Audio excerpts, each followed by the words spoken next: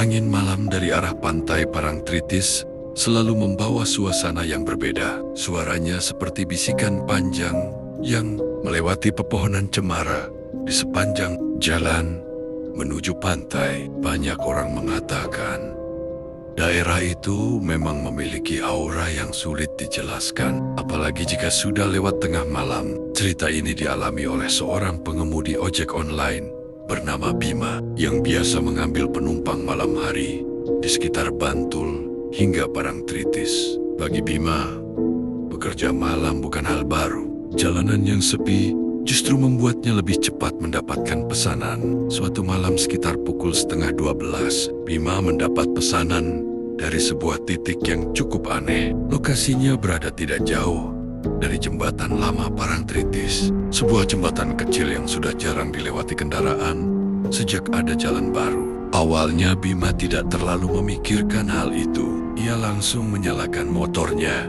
dan menuju titik penjemputan. Semakin mendekati lokasi, suasana jalan semakin sepi. Lampu jalan mulai jarang dan di kiri kanan hanya ada pepohonan serta ladang kosong. Angin malam terasa lebih dingin dari biasanya.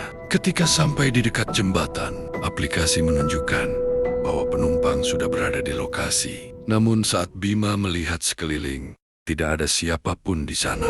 Hanya ada jembatan tua dengan pagar besi berkarat dan sungai kecil yang mengalir pelan di bawahnya. Bima menunggu beberapa menit. Ia mulai merasa aneh. Tiba-tiba dari ujung jembatan terlihat seorang perempuan berjalan perlahan ke arahnya. Perempuan itu memakai gaun putih yang terlihat kusam. Rambutnya panjang dan menutupi sebagian wajahnya. Langkahnya pelan, hampir tanpa suara.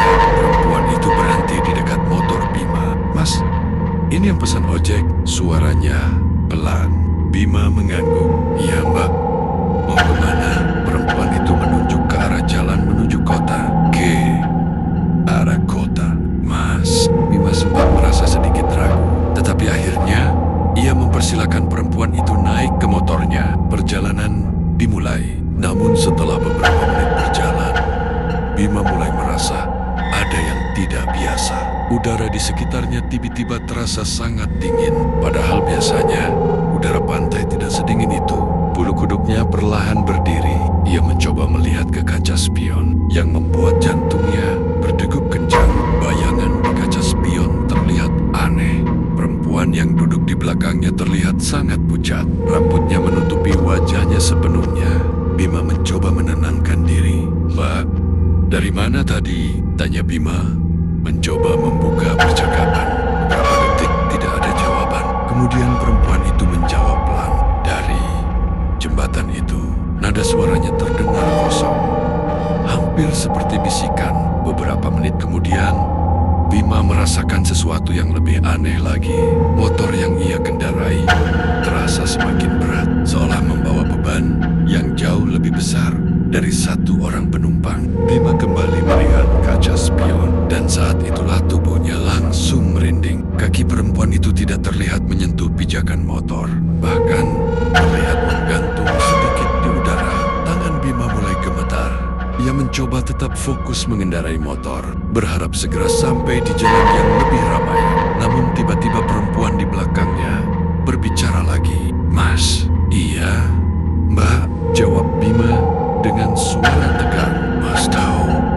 Mas tahu kenapa orang takut lewat jembatan itu malam-malam?" Bima tidak menjawab. Perempuan itu melanjutkan, "Karena banyak yang tidak pernah kembali setelah berhenti di sana." Saat itu Bima merasa napasnya seperti tertahan. Ia memberanikan diri melihat kaca spion sekali lagi. Namun kali ini kursi belakang motornya kosong. Perempuan itu sudah tidak ada. Padahal motor masih melaju di jalan yang lurus dan sepi. Bima langsung menghentikan motornya dengan panik. Ia menoleh ke belakang, memastikan apakah penumpangnya benar-benar hilang. Tidak ada siapapun, hanya jalan kosong dan suara angin malam. Dengan tangan gemetar, Bima membuka aplikasi di ponselnya. Pesanan itu sudah hilang dari daftar perjalanan. Tidak ada nama penumpang, tidak ada riwayat perjalanan. seolah pesanan itu tidak pernah ada. Keesokan harinya, Bima menceritakan kejadian itu